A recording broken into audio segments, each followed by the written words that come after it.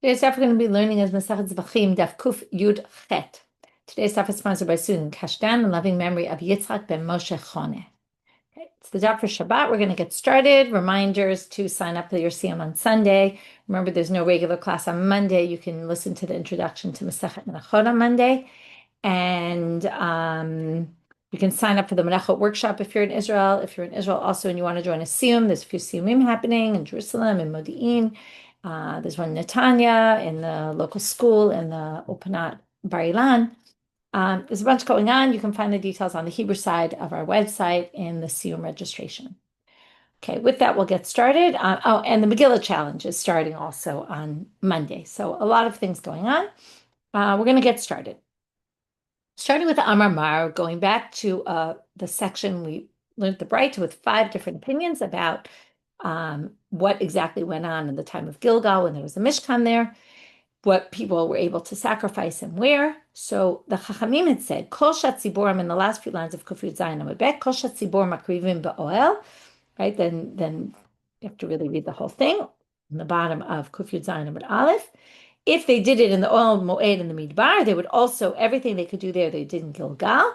V'kam lo korban yachid ela olah u'shlamim bilvad. But you couldn't do, right, in the Bama Ktana, the Bama Gdola, you can only, if you were an individual could only do on both the Bama Gdola and the Bama Ktana, the small and the big, could only do Ola and Shlamim. They weren't able to bring any obligatory offerings.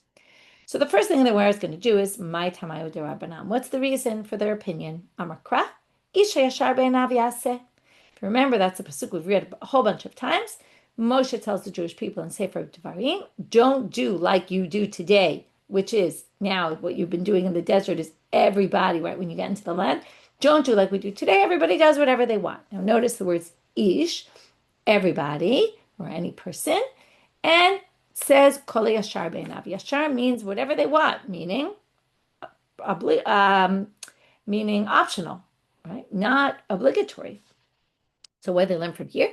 Ish yisharot to likriv, chavot lo likriv. People are only doing yisharot, only things that they opt into, but not obligatory offerings. V'tzibor, but the community afilu chavot likriv, but they are doing obligatory offerings. For Rabbi Yehuda, Rabbi Yehuda disagrees and says that the Yachid also could bring obligatory offerings. So as long as it's in the Bama Gdola, not in the small places, but yes, they could bring obligatory offerings in the central Mishkan.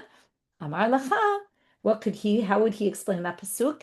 Kiktiv hayashar be'enav. What does it say? Hayashar be'enav.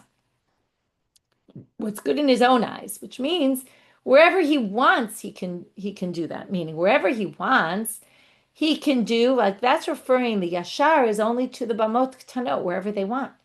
But when it comes to the Bama Gdola, the one place where there's a central tabernacle, whether it was in the Gilgal or in the desert, they could bring their own thing, right? They could bring obligatory offerings. That Yashar pasuk is only talking about wherever they want. But on the Bama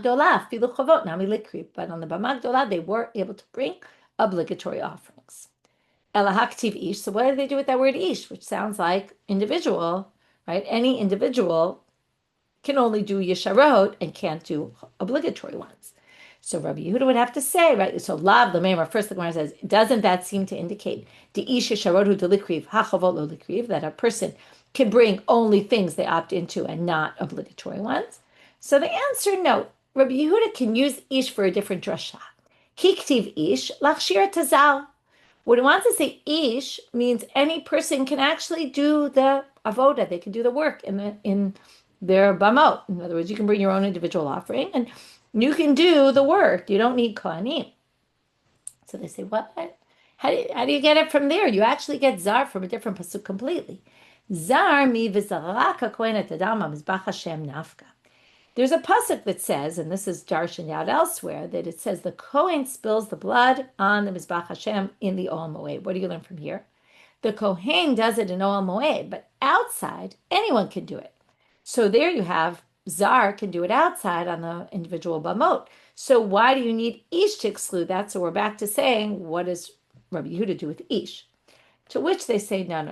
You really can't completely learn it from Bizarak, because that's learning it from, it's not It's not, the Kohen is only supposed to do it in the temple, or the Mishkan, but outside the Mishkan, other people could do it.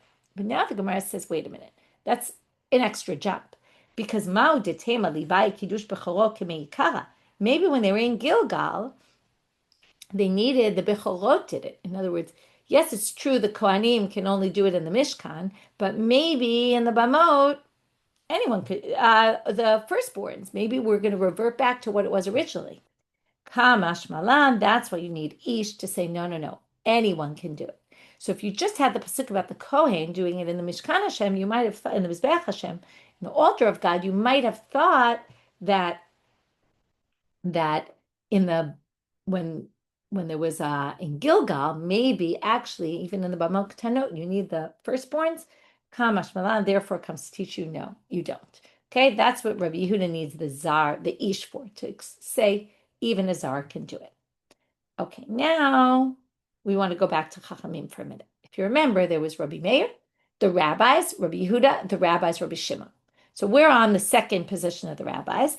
The Gemara now says Chachamim Hanu Tanakama. They're really very similar. If you look back for a minute, the Chachamim's opinion was Lo Kavu Yachid Elo Olot Shlamim Bilvad. The individuals only brought Olot and Shlamim. They didn't bring obligatory offerings. And then the second opinion of Chachamim basically says the same thing. It just adds Right? Whatever was done in the desert was also done in Ol Moed, in the Gilgal, when they were in Gilgal the first 14 years. Which is basically, that second line is exactly what they said before, and it doesn't sound like the first line is really adding anything new. So what's the difference? They sound like they're saying the same thing. To which Amar of Papa, the machloka between them is, did they do libations in the desert? Back to a machloka we had already a whole discussion about. And then the question is, who holds what? Who holds they did libations? Who holds they didn't? So the assumption is when we have two opinions and they seem to be the same, the second one must be coming to add on to the first. So the first one is saying they didn't do libations in the desert, and the second is adding they actually did do libations in the desert. Now, if you're wondering how this really comes out of here, so let's look in Rashi. Rashi says, the Rabbanan, but try the second group, right, must be the one saying, skipping to the wrong one. So in that Rashi says here, L'Rabbanan kamai lo kirvun esachim b'midbar. According to the first rabbi position, they didn't do nisachim. And when it said olo shlamim, they only did olot and shlamim. Okay, without nisachim, what he means. Okay. And then we said, right, in the midbar, they didn't bring them. And then again, ki tavo, right, then when you get to the land, you do libations. It's coming to say you do libations when you get to Shilo. Okay, but the Rabbanan Batra, I'm skipping a few lines, litfuyeyat, or coming to add on. And then when it says this extra phrase, okay, the Rashi says it from that extra line, kol shatzibor makrivim ba'ol moed shebemidbar makrivim b'Gilgal. What are they telling you? Right? Because they didn't really seem to be saying anything new. So what they want to tell you is, they did nisachim in the midbar, they continued that in Gilgal as well. And then, right, they're saying, I'm just skipping down, and then ki tavo, what's ki tavo telling you then when you get to the land? It's just saying that you also need libations on the Bamaktana, because the big one they were already bringing from the desert. Okay, that's what Rashi explains. And we're done with that section. Now we're going to go to Rabbi Shimon. Amar. Rabbi Shimon Omer. My time at Rabbi Shimon. So let's go back to Rabbi Shimon. What does Rabbi Shimon say? At the very bottom of Kuf Yud Zayin Amar Aleph. Af tzibur lo ikrivu ela psachim v'chovot shekavua lehem zman. So what do we say here? The rabbis, he said, the community. The community only brought psachim and anything that's like psachim, meaning they're obligatory offerings that have a specific time frame, like the korban tamid every day. Okay, so now we're going to see, where does he get this from? Tichtiv vayasu b'nei Yisrael et Pesach beGilgal. Now you know why he mentions Pesach out of all of them. He could have said korban tamid or something, but he says Pesach because he's going to learn it from this pasuk. When they got into Gilgal, when they got there, crossed the Jordan, it was the 10th of Nisan. And it says they did the Pesach in Gilgal, right? 4 days later, they did the Korban Pesach. Pshita, isn't it obvious they did the Pesach? You have to remember. In the desert, they didn't really do the Pesach very much because then they didn't have Brit Milah, or they didn't do it, or all sorts of issues. So they didn't do it in the desert, and they did it when they got to Gilgal. Now, they say, but it's kind of obvious they would have done it. Why not, right? So if you remember, they get to the land, and they do Brit Milah and all these people that they didn't do while they were in the desert. Because you can't do the Korban Pesach if you're not circumcised. So they get to Israel, they do their Brit Milah, and then they bring the Pesach. So isn't it kind of obvious, though? What's it coming there to tell you? Ela hakamash malan dechovot ke'em Pesach hu dekarev. Halav ke'em Pesach lo karev. They want to tell you they did the Pesach, and they did any sacrifices that were like the Pesach. That's why Rabbi Shimon specifically used that language, Pesach and anything like it. This comes from this pasuk.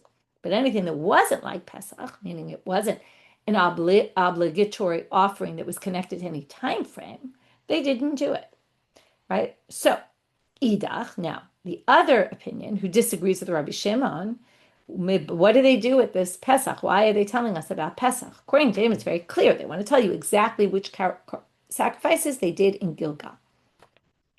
So the other opinion, those who disagree, and they need it for some other completely different statement, which is Amar Rabbi Yochanan Mishum Rabbi Bena'ah, Arel Mekabel Haza'ah. If you're uncircumcised, you still can be sprinkled with the para aduma, the red heifer waters, to purify you from the dead. Now you have to remember, they were in the desert. People died in the desert. They didn't purify themselves.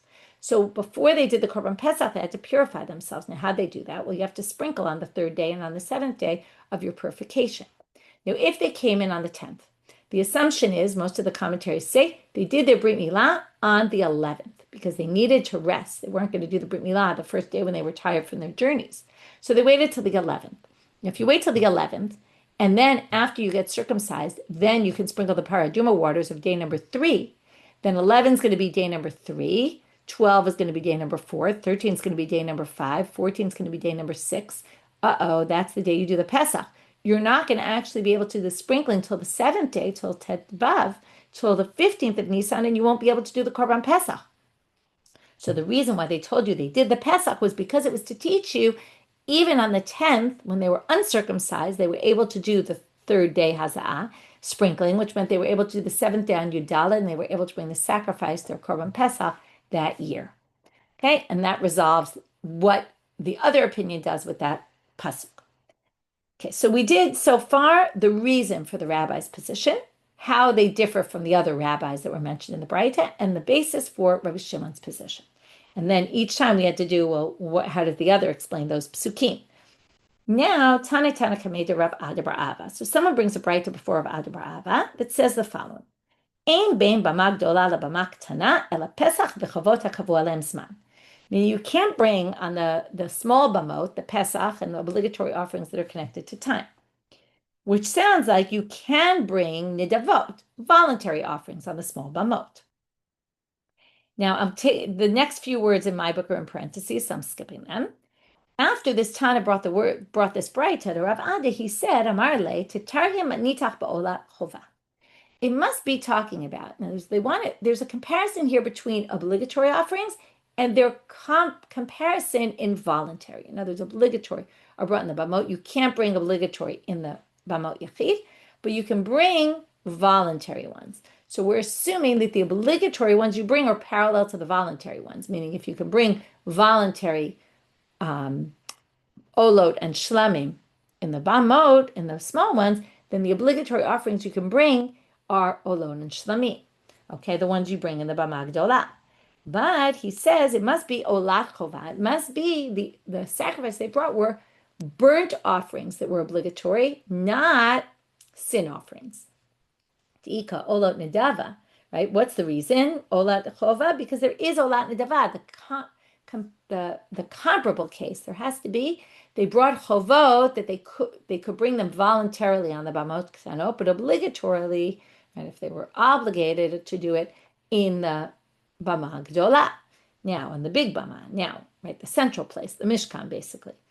Now it has to be something again that if you brought the olah in the bama as a voluntary, then you could bring it as obligatory inside. But the ichata, but it must not be when he talks about these time-bound, right, offerings. They're not talking about the sin offerings, for example, that you bring on Rosh Hashanah. Because, now again, there's some girsa issues, then, and mine actually takes out the next words, but adds in the following words. Chatat nedava mi'ika, but there is no such thing as a voluntary sin offering. So they didn't bring sin offerings even on the Bama Gdola, it seems. Now they say, why did you specifically say Ola? You could say Minchat Chova. There were obligatory mincha offerings, and there were also voluntary mincha offerings. We have to find something that there's both voluntary and obligatory. Ta'ika chavitin. There's the mincha chavitin of the Kohen Gadol that he brings every day. So that's an obligatory offering. So why don't you say mincha? Well, we're going to say kasavar e mincha bebama. Rabbi who didn't suggest that, must have held that they didn't do minchas in the bama. Right, as we saw before, there were no libations, and there were no minchas, according to some opinions. Ba'u Shilo. Now we're back to the next part of the Mishnah. They got to Shilo. Then they say Shilo was built it was a stone building with no roof. They just covered it with a curtain. So it's a little bit of a strange thing. Menanimili, where do we get this from? That's how the Mishkan looked. So they say, Amar Rabbi Yehuda, Amar Rabbi Yochanan, Ketuv Echad Omer. Now we're going to say there's seemingly contradiction between psukim. First, we're going to quote from Shmuel Aleph when it discusses the Mishkan and Shilo. And then there's some references to it in a parak of Tehillim Ayin Chet, 78. But Tivi'eu Beit Hashem, so Ketuv Echad Omer, one pasuk says, okay, I think I might have skipped the words, Amar Rabbi Yehuda, Amar Rabbi Yochanan. Rabbi says in the name of Rabbi Yochanan, Ketuv Echad Omer, but Tivi'eu Beit Hashem Shilo. They would bring it to the house of God in Shilo, calls it a house. Ketuv Echad Omer, a different pasuk says, Vayitosh Mishkan Shilo, Ol Shikem Ba'adam, which is talking about the Shilo as a Mishkan. And K'tiv, which Mishkan usually is something more temporary. And K'tiv, Vayima'es Ba'ol Yosef U'B'Shevet Ephraim Lo Bachar. Now, until now, they've been talking about Shilo. Those two last psukim are all in the same chapter of Tehillim. And maybe they even brought the first pasuk just to say we're talking about Shilo. When it says, Ba'ol Yosef, he despised the oil of Yosef.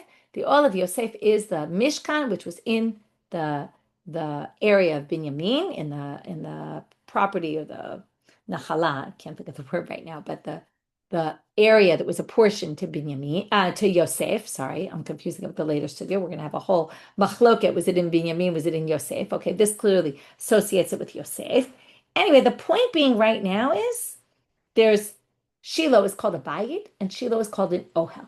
And those seem to contradict. A bayit is not an ohel. A bayit is a house and an ohel is a tent. They're two very different things. Ha-kitzad, how did this work? Well, lo aytashem tikha elavani milamatan v'yuriyot milamalan. Okay, so the point is it didn't have a roof, like a proper ceiling. The ceiling was temporary, like in a tent, but the walls were permanent, like a house. So it had parts of both. Some people take out those words because it's not really connected. Some people think it's the beginning of the next section. Some people think it's, and that's why it was called menucha. Remember, we said until you get to the menucha and the nachala. The menucha is Shilo, the nachala is the temple, right? So it's this in between, getting there toward nachala, but you're not yet there.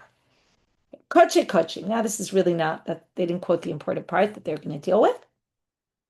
Kodshim, when there's a Mishkan in Shilo, where do you eat kodshim? Within the walls of the Mishkan. That makes sense of Yazara. And kodshim kalim and maaser sheni, you eat anywhere you can see. Now we're going to have to have a whole big discussion. Where do we get it from? That wherever you can see Shilo is where you can eat. So we're going to have 4 psukim. Amar Rabbi Yoshaya, Da'amar Kra. So again, Menahanimile, where do we get this from? Amar Rabbi Yoshaya, Da'amar Kra. Hishamer lecha pen ta'aleh olotecha b'chol makom asher tir'eh. Notice the word. Any place that you see. So now it says, this is the pasuk where we learned already, the prohibition for offering sacrifices outside of the temple, outside of anywhere. Now, what does it say here? Don't offer your olot anywhere you see. Now, the way we understood it, right? Anywhere you want, basically. But why does it say see? Well, from here they learn, b'chol makom asher tir'eh iyata ma'aleh. Now, anywhere you see, you can't offer. But what can you do? Well, what's not mentioned in the pasuk? Now, this is a very strange drasha, but what they're saying is, it says you can't offer it anywhere you see, but if you see the Mishkan from where you're standing, you can actually eat. You can't offer, but you can eat. So you're outside, but you can see, that means you can eat there. To which the Gemara says, you come to a ridiculous conclusion if you're going to take that drasha, because then you could say, maybe it means wherever you see, you can't offer, but you can slaughter, which we know you can't, because you can't slaughter outside. Well, they say, I'm a Rabbi Yana. Rabbi Yana says, no. We're going to say it's offer up, but not eating, but it's not offer up and not slaughtering. Slaughtering, of course, you're liable for outside. Why is that? Because Amar Kra, we saw this pasuk already and explained it like this already. Sham ta'aleh v'sham ta'aseh. It says in the pasuk, there you should go. There you should offer it, and there you should do. What does do mean? Do is all the actions of the korban, including slaughtering. So from here, you see that slaughtering is obviously only done in the place inside and not outside, even where you can see. But it does teach us that you can eat outside as long as you can see.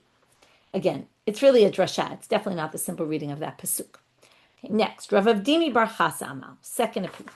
Amar Kra velo ta'ana Shilo. Okay, the first thing to note is Rashi points out there's no pasuk in the Torah that says this actually. It's a pasuk in Yehoshua, which says a little differently. It's talking about a place where the borders are, right? In Yehoshua, they go through a lot of the borders. And it was talking about a border, and it says velo ta'anat Shilo.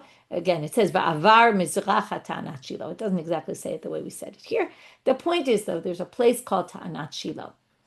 Makom, now what is ta'anat Shilo? So ta'anah, we're going to see, comes from the language of sighing, li'tanech, to sigh. Anacha is a sigh.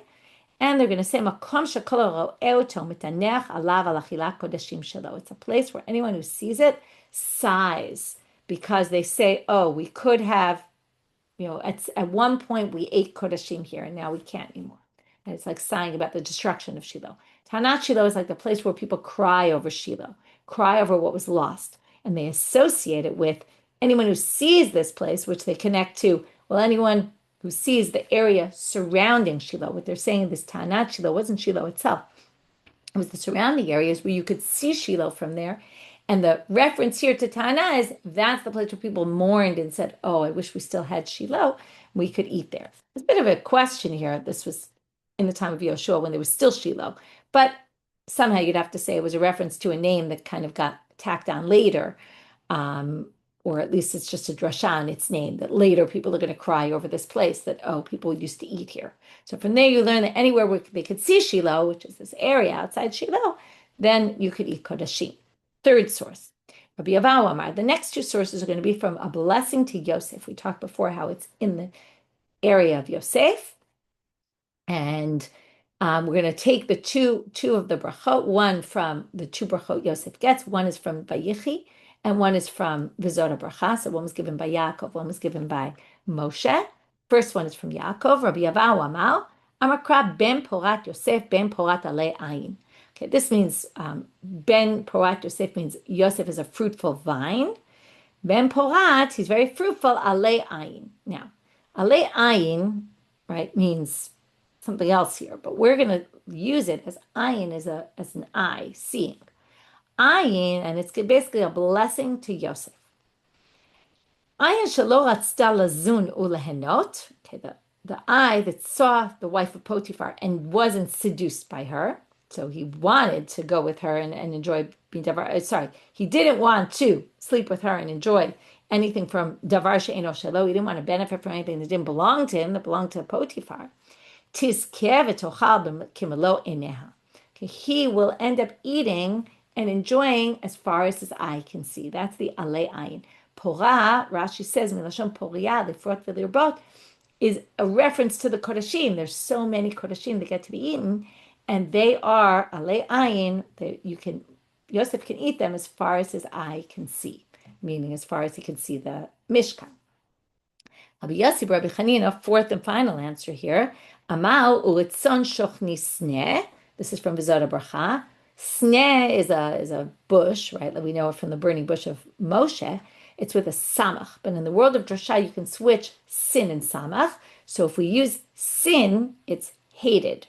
And what does that have to do with hated? Well, they're going to say, ayin shelo ratzta lehenot midavar she'eno shelo. Again, they bring in this eye, the eye of Yosef that saw the wife of Potiphar and didn't succumb to her seductions, her seducing him, tizkevet ochal ben hasnuim, will be worthy that he will be eaten by among those who despise him, who despise Yosef, his brothers.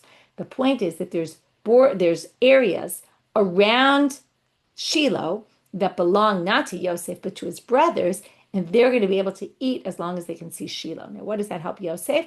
Well, they're always looking at Shilo. If they look at Shilo and they realize that it's on account of Shilo that they get to eat, account of that they could see it, so that benefits Yosef. It's kind of glorifies Yosef. Okay, so 4 very kind of, each one not a very easy drasha, not very simple or straightforward. Tana. Now we're going to have a braita about this thing of roeh.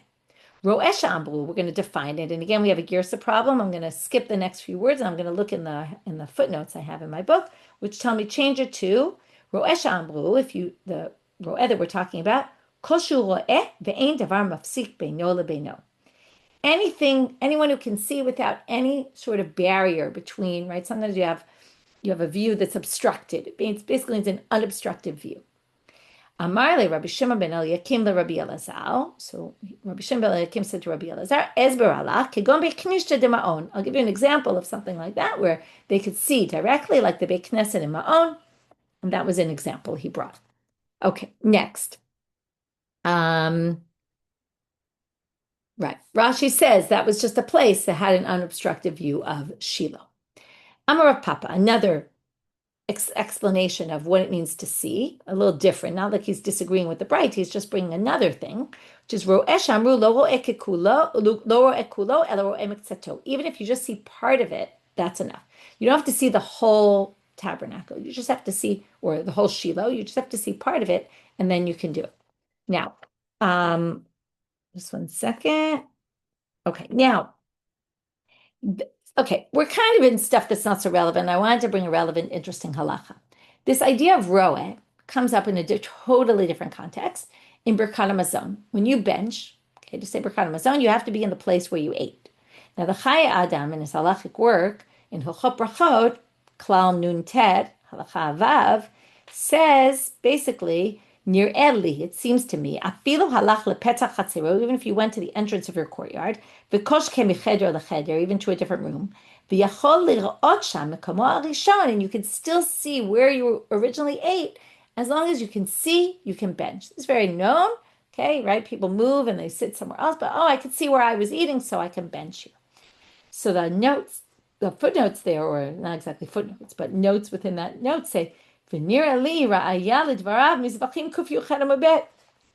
think it's proof, because it's not clear where he gets it from. And he even says, it seems to me, that's what the Chayei Adam said, it seems to me. So the comment there says, it seems to me that, where did he get this from? From our sugya. But as long as, from Rav Papa, basically. And he quotes Rav Papa saying, as long as you see part of it, it's enough.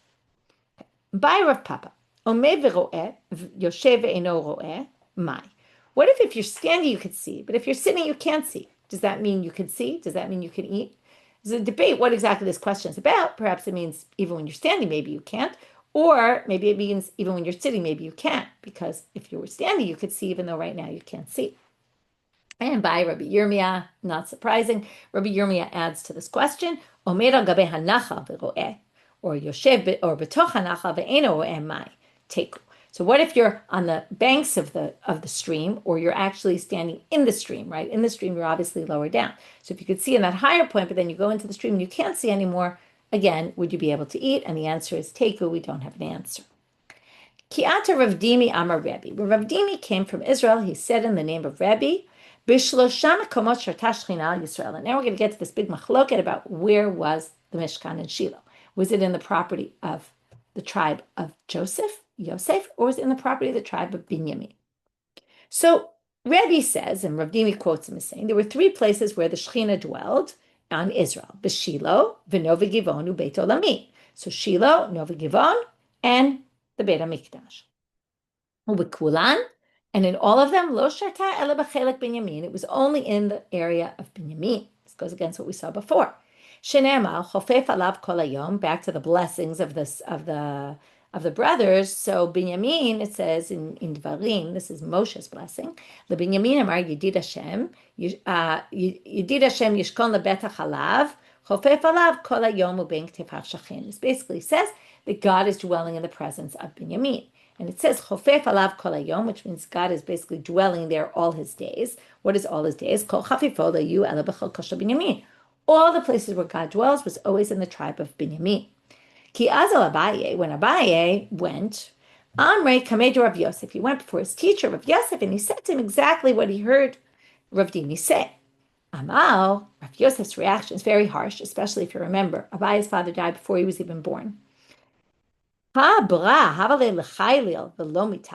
Rashi says Chayla was the name of his father. At least Rashi says, I think it was the name of his father. He says, I think, because it's a very strange name. But that seems to be the way to read this. One son Chayil had, and he is not mitakan. He's not so great. Crazy to be saying this about Abaye. Even crazier to be offending him like with his father. Oh, you're your father's only son. He never even met his father. But anyway, and you're so off. Why? Haktiv. And we're going to now quote the parak of Tehillim we saw before. We talked about Shilo. Vayitosh mishkan Shilo uchtiv vayim'as ba'ol Yosef u'b'shevet Ephraim lo b'chal. There, they're talking about the Mishkan of Shilo, and then they call it the Ol Yosef. From there, you see it was in Yosef's property, not in Binyamin. So Amar Rav Ada, my kakashile. Rav Ada says, what's so difficult to Rav Yosef? Dilma Shechina b'chelik Binyamin v'sanedrei gdola b'chelik Yosef. He says maybe the Shechina was in the Shevet of Binyamin, but the Sanhedrin, which was right next to the Mishkan, okay, which we're going to see, how do we know that, was in the tribe of the portion of Yosef. So the Shilo was still, part of it was in the property of Yosef. How do we know? We have a similar thing going on in the temple. And that we get from the Lo Yasur Shevet Miyudav, Mechokek Mebei Maglav, Mechokekim, or in Judea, meaning the Sanhedrin Agdolah, which sat in the Lishkat HaGazit, which was it was right off the temple courtyard, was in the tribe of Yehuda. We even talked about something about the Mizbeach also, which we're going to mention soon. We learned about earlier in the Masechet. So just like there, it was in two properties, maybe also here, the Sanhedrin was in one, and the place where God's presence was in the other. So Amar Lei, Rav Yosef says back to him, Hachi Ashta? There, the Nachalot were right next to each other. It was both in Judea and in Binyamin. Hachami Makarvan. Here they weren't close to each other. To which he answers back, okay, Rav Adu is trying to protect Abaye. Hachanami Makarvan. Here also they were near each other. Keda'amar Rabbi Chama bar Chanina. Ritzu'ah hitayotzet mechalko shel Yehuda v'nechneset lechalko shel Binyamin u'ba haya mizbeach banui. Okay, so there was this strip. This actually we learned on Daf Nun Gimel. There was a strip coming out of the portion of Yehuda, and it went into the portion of Binyamin, and that's where the Mizbeach was built. Remember that part of the Mizbeach was in the section of Yehuda.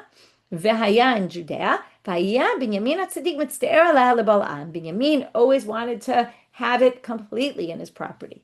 Hachanami, and we can then say the same thing for us. Ritzu'ai tayotzei mechalko shel Yosef lechalko shel Binyamin. V'hainu dichtiv ta'anat Shilo. Here's a different drasha on ta'anat Shilo. That also, it was mostly in Binyamin, but part of it was in Yosef, and that's why it's called Yosef, and that's why it's also called Binyamin.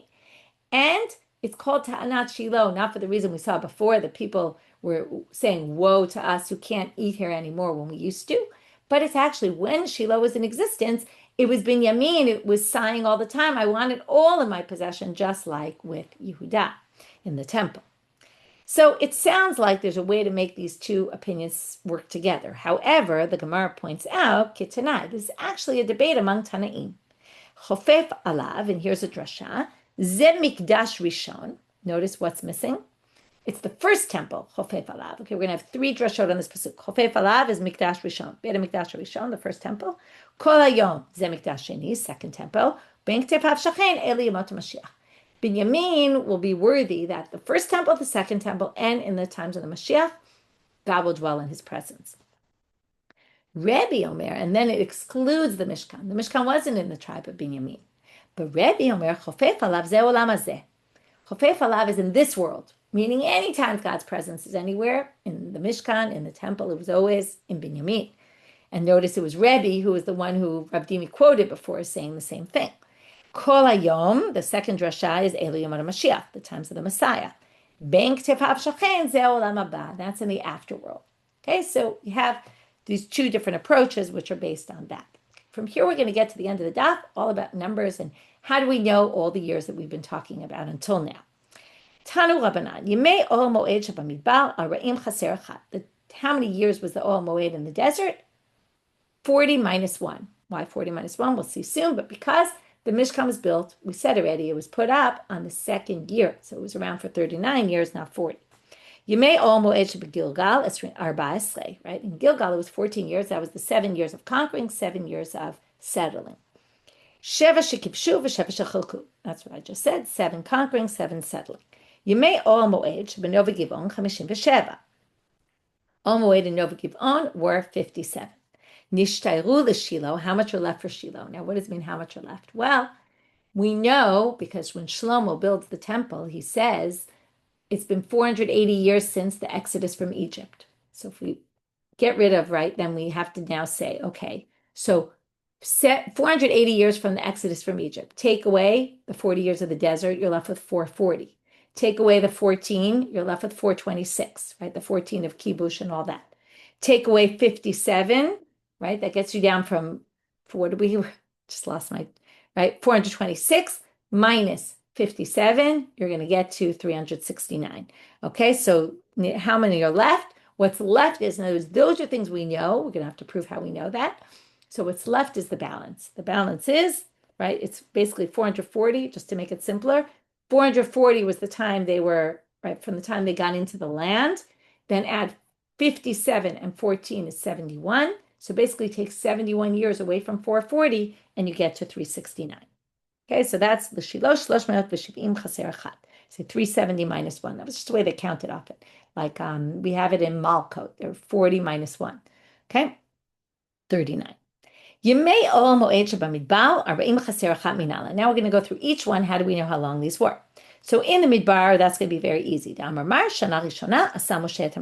first year he built the Mishkan. Shniyahu Kama Mishkan. The second year it was put up. V'shalach Moshe Meraglim, and he happened to send spies that year as well. That will become relevant very soon. Okay, but that explains 39 years. Shebi Gilgal Arba Esrei Shekavshu v'Sheva Shechilku Arba Esrei Shekavshu.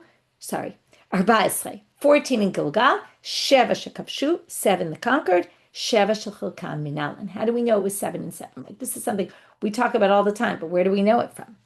Deka'amar Kalev, ben 40 shana anuchi b'shloach Moshe eved Hashem oti mikadesh barnei levargel et haaretz v'ashiv oto davar kasher hayayim levavi.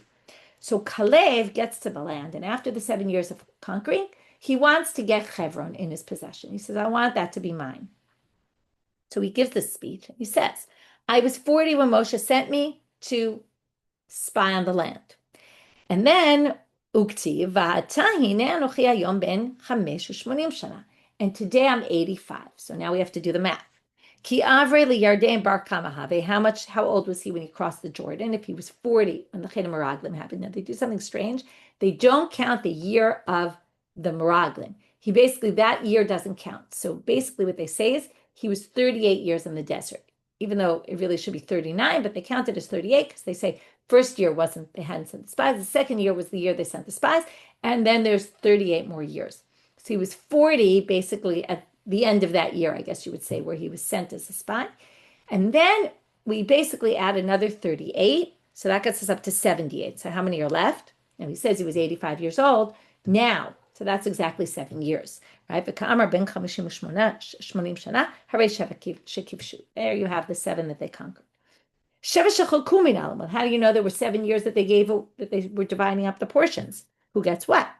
Well, the simple is, well, there were 7 to conquer, so there must have been 7 to settle. Make it very even. Okay,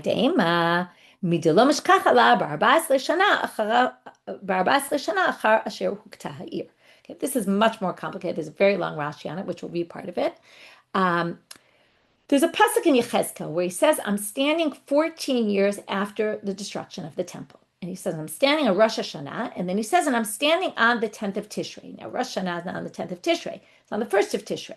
So they say, it must be, now, sometimes in the Jubilee year, there's a thing about Yom Kippur being like Rosh Hashanah.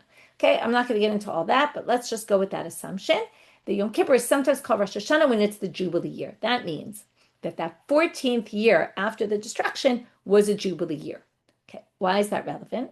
Well, basically what they're going to say is if you don't say that there were 7 years of settling, then the count's not going to work. Because what's the issue? When do they start counting the Jubilee year? When they finish conquering and finish settling. So at the end of those 14 years, now we're going to do the count assuming it's 14, 7 and 7, and that's going to prove it's the only way that 14 years after the destruction, we're going to be in a Jubilee year. So if you count 14, right? So now, what did we say before? There were 480 years till they built the temple. The other number you need to know is that there were 410 years the temple was around. So the first temple. So you have 480 plus 410, that gets you up to 890. Okay, now take away 40 of the desert and 40, right? That's going to give you 850. Now we're already there because if we went into the land right then, if we started Jubilee counting right then, the Jubilee year would be exactly the year of the destruction. 850 years later, it's divisible by 50. Jubilee year is the 50th year. So now, if you have the 7 years of conquering and 7 years of settling, that's the exact 14 that we need to push off the starting of the Jubilee year, so that when the temple was destroyed, we're 14 years later is the Jubilee year, and that's perfect. Okay, because then you have 836 years until the destruction, plus another 14 will get you to the Jubilee year. And that's how we know it was 7. And how do we know this? Nov and Givon was 57. Okay, this is the pasuk in Shmuel this is when Eli falls and dies, and that's when the Mishkan leaves. The Mishkan is no longer in Shilo; it moves to Nov. So it says, Vitana, the braita says, Kishemet Eli Kohen Charva Shilo. Okay, it actually never says in the Pesukim it was destroyed, but they say that was what the drasha is. It was destroyed. Ubao leNov, and they went to Nov that year. Kishemet Shmuel Aramati Charva Nov Ubao leGivon. When Shmuel died, then they moved to Givon. They moved the Mishkan. Uchtiv. Okay, so now we have to understand. Let's try to get the timing. Okay,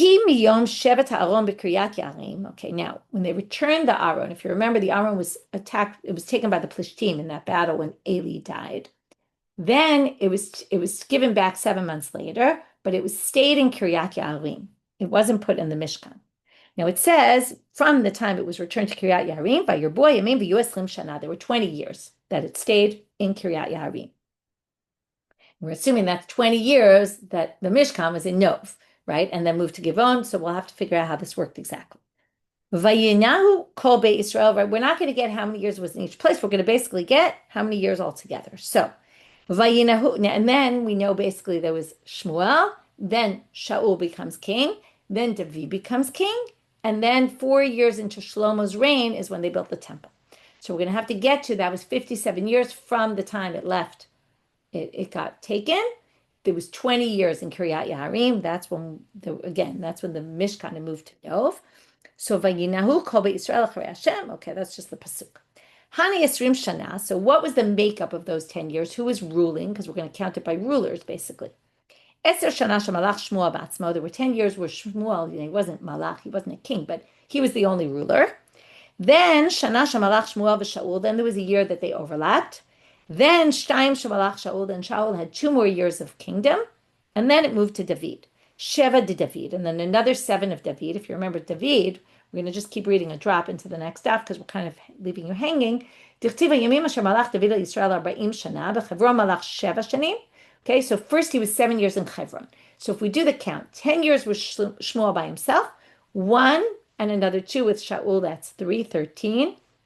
Another 7 of David in Hebron, that's 20. So the first 20, when he was Kiryat Yarim, basically ends when David becomes king of all of Israel. Then you add another 33 years. So basically we have 20 plus 33, that's 53. Then we add 4 more, as we said, started building it 4 years into his kingdom. Okay, so that gets us up to 57. Now again, they're just going to end with as we said before. If you're going to basically say there were 480 years from the time they left Egypt, and then we take away the 40 of the desert, and then we have the 14 of the conquering, and then we have the 57 at the end that we take off of Nov and Givon, we're left with 369 of Shilo. And with that, we finish for today. So what did we do? Quick review. We started with the opinions that we still had to finish with the rabbis, how they disagree with Rabbi Yehuda and what, where they each bring, like what's the source for the rabbi's position? How does Rabbi Yehuda deal with his psukim? How did the rabbis differ from the earlier rabbi's position? What are Shmuel's psukim? What's his proof? And how do others explain the psukim in a different way? When they got to Shilo, why was Shilo with kind of like a house, kind of like a tent? If we said it worked as both.